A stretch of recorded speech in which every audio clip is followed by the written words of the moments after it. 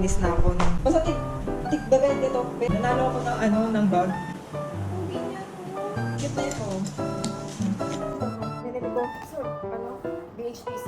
Ang dami ko nagastos. Ito mga to.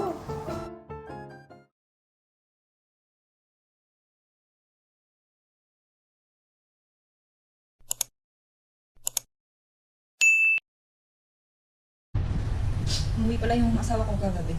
12:35 na, May 11, sorry. Yan ang food namin ngayon. Yan. Hindi lang masyadong presentable, pero yan ang food namin ngayon. Ito yung sausawan niya. Tapos yan mamaya dessert namin, yung ube, kopya. Yan, sausawan nitong pamamalas. Tapos ito para sa siomay. Tsaka ito. Let's eat! Kasi kasumay ko lang yung kape.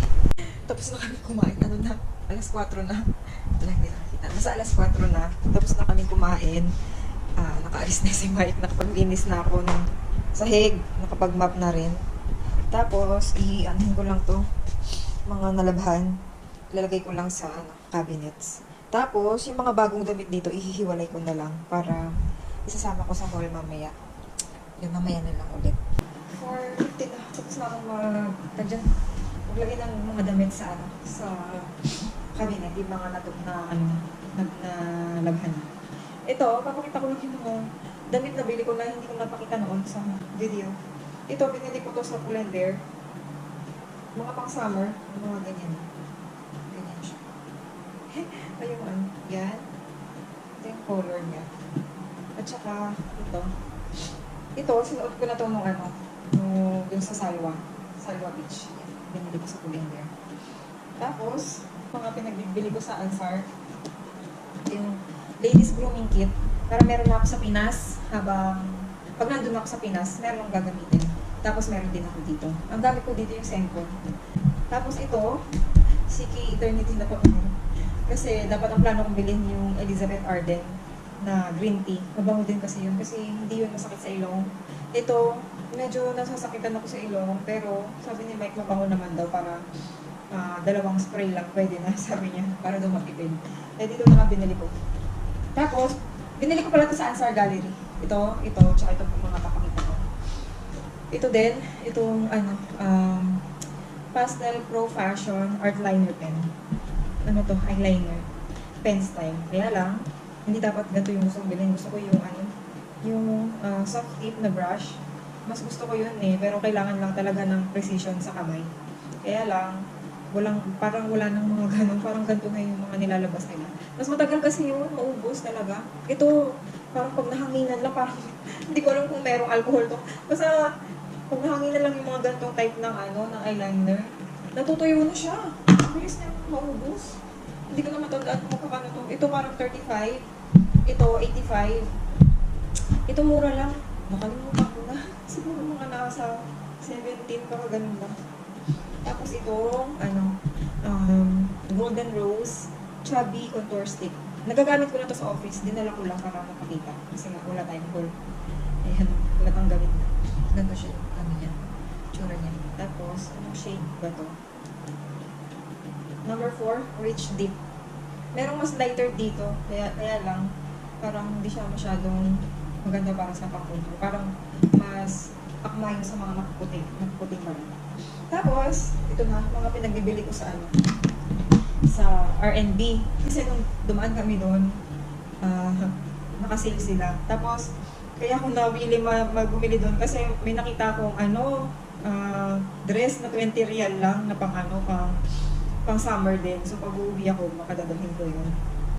Kasi baka feeling ko hindi ko magagamit dito yun. Pero ito muna, bumili din ako ng nail polish. Ang colors ay Rosewood, number 6, tsaka Spanish Green, number 36. Ang tatak niya ay Glam Beauty o Beauty. Kasi yun B-E-A-U-T-E, tapos yung E niya may ganun. Parang may paslat na ganun. Ano to? Nail Enamel Glossy. Ganito siya yung color. Maganda kasi yung color na to. Tsaka ito.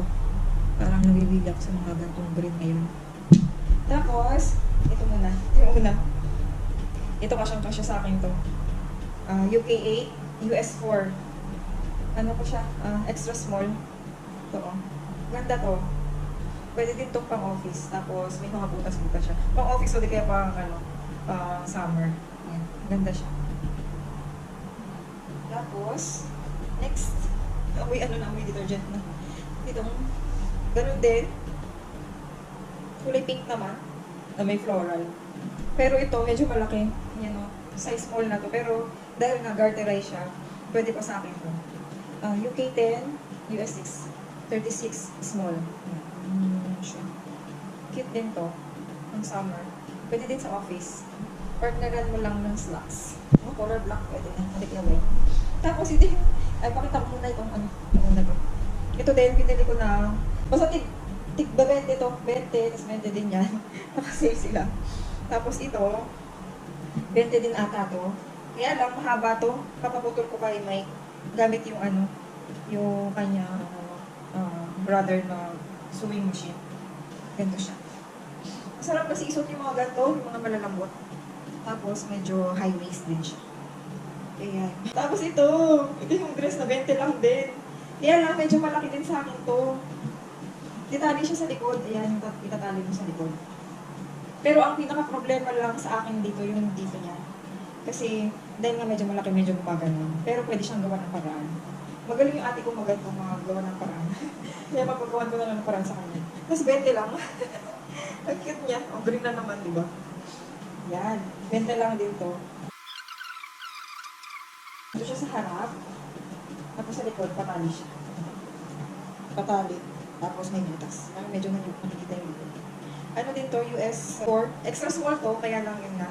Medyo malaki pa rin dito niya. Dito ko. Magagawa na ng paraan ng ate ko. Siya na lang bahala dyan. Tapos ito, para kay MC. Mahilig din siya sa mga ganito yung mga parang kapuff. Tapos garter dito. Ang size naman nito ay UK14. Next item. Brands for less ulit na bag. Yung ano pala, hindi ko alam kung nasabi ko na sa mga previous vlogs. Feeling ko hindi. Kasi matagal ako hindi nakapag-vlog. Nanalo ako ng bag sa kaopisina ko. Nagpa-raffle siya. Yung dati kong kaopisina pala. Dito sa Qatar.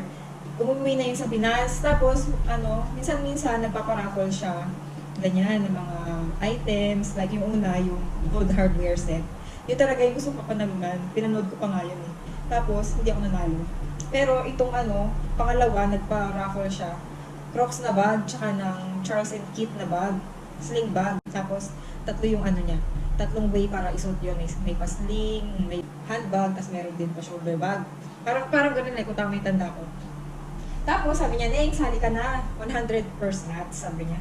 Tapos, sabi ko, paano ko pa namang bumili dito sa Qatar ng bags? Tumaya ako sa kanya ng 2 lang. Kasi hindi ko talaga inaasahan na mananalo ko. Tsaka, di ba nga gusto kong makabili ng bag dito para dito ko na siya masusuot. Yung tinayaan ko. So, 200 pesos. Tapos, nung time na yun, nung nag-spin the wheel na siya, kasi true spin the wheel yung niya eh. Yan naman yung pusa namin. Ay sus, yabang. Hindi ko alam na nag-start na pala. Wala kaming internet noon nung time na yun. Hindi ko alam na day na pala na mag-spin the wheel na siya. Tapos, nagmo-mobile data lang ako. Tapos minsan ko lang in-open. Tapos, mga hapon na yun, nakita ko yung message niya. Sabi niya, Neng, congrats, sabi niya. Tapos tinignan ko, ako pala yung nanalo ng Charles & Keith na bag. Basta yung last 2 standing na tao.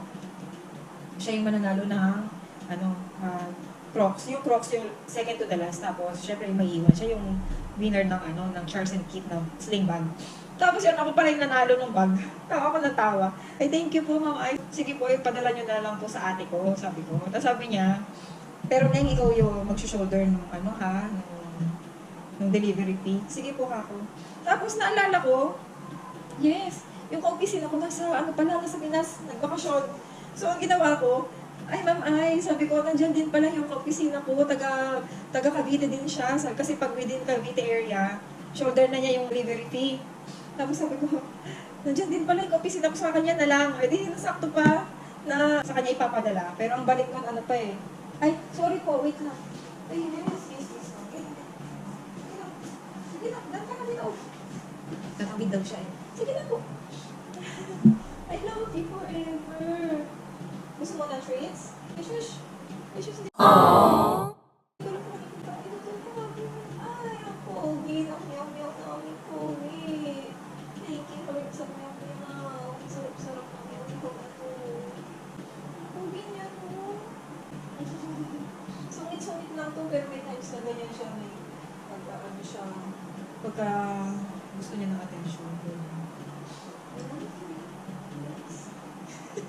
As yun. Eh di sakto pa na madadala dito sa Qatar. Talagang tuwang-tuwa ako. Eh di ba nga hindi ko inasahan naman na nanalo ako doon. Pero kaya bumili pa rin ako ng bag dito. Pero hindi naman ako nagsisisi na bumili ako. Tapos, ang binili ko, yung sa Brands for Less. Eh, di ba nga hindi na ako nakaka-bag. Eh, yung time na yun, ito yung mga nabili ko. Ito, binili ko sa Brands for Less. Bebe. Bebe yung tatak. Ano din siya, sling bag din siya. Tapos may paganto siya. Mura lang to. Nasa 139. 139. Tama, 139 lang to. Mura lang siya. Tapos, ang cute-cute pa niya. Ganyan pa siya. Yellow-green. Tapos, ganda yung sling niya. Yan. Diba? Ang cute na ito. Ang social-social ng tingnan. Ganyan yung sling. Tapos, sa loob. Hindi na umabot yung memory. Naubos na pala yung nasa GoPro. Tapos yan, basta ito, tutuloy ko lang. Yan, ito yung bag. Tapos ganito siya sa loob. Maliit lang, wala na siyang mga parang kung ano-ano. Meron lang siyang... meron pala, hindi ko napansin. Kasi binili ko to, hindi ko nakita.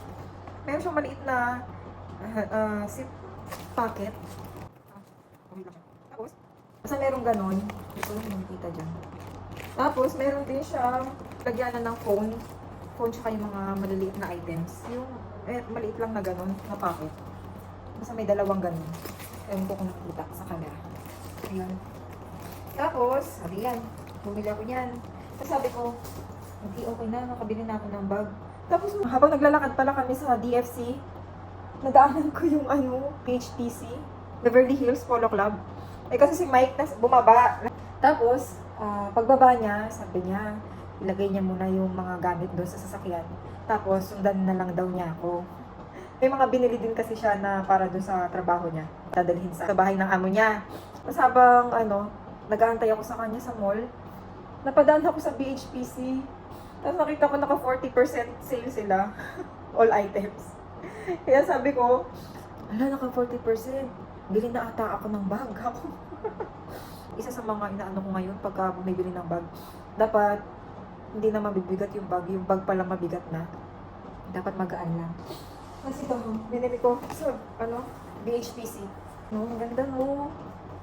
Yan siya Ang talagang price niya nasa 449 talaga yung price niya. Ito nakasulat sa likod. Yung talagang pinaka-price.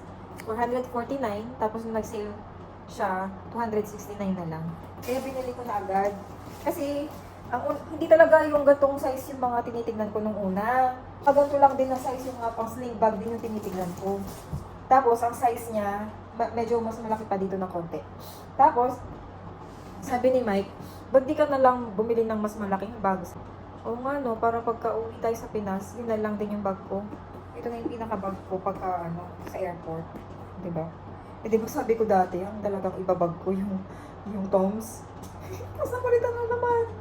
Ito na naman, hindi ko pa ngayon nagagamit. So, pakita ko muna. Ganito siya. May pasling din siya, nilagay ko na. Ganyan. Sulat din yung tatak. Beverly Hills Polo Club. Ganito siya sa loob. Yan. Malaki siya sa loob. Maraming lalagay. Yan. Tapos, meron siyang dalawang ganito. Parang dalawang pa-pouch. Sa loob. Yan. Dalawa. Para yung mga importante dito sa loob. Madali ang makuha dito. Pero hindi to yung all the way na nakasarado Parang may siningit lang silang ganito para maging divider. Pero hindi siya hanggang ilalim. Yan. Yan. Maganda to. Tapos may paganto siya. Yan. Hindi ko muna tatanggalin yung plastic. Maganda yung mga gantong bag. Kasi sigurado, bara-bara mo siyang gagamitin dahil na mga kailangan kunin, ganyan-ganyan. Wala siyang masyadong kung ano-ano dito sa harap na pwedeng mabangga, pwedeng masira, pura. Ganyan lang siya. So, yan, ang ganda nito. Ano? Diba? Ganyan din. Kaya, handbag. Pero, pagka shoulder, parang medyo masikip na siya. Parang maging shoulder lang. Tingnan na lang ako. Tsaka ganun. Pero cute siya. Thumbs up tayo dito. Kaya lang pagka bumili ka sa Dance Furnace, no return, no exchange. Kaya dapat double check mo talaga bago mo bibilhin. Yung bag na yon, pagdating, pakita ko na lang. Kasi, syempre, paano ko mapapakita? Eh, wala pa. Hindi ko alam kung, ano, parang yung sahod na to, ipang-compensate ko sa mga nagastos ko sa mga yan. Ayan! Kasi dami ko nagastos. Ito mga to. Pero, masaya naman ako sa mga pinagbibili ko, kaya okay lang din siya. Sige. Next time na lang ulit. Bye-bye!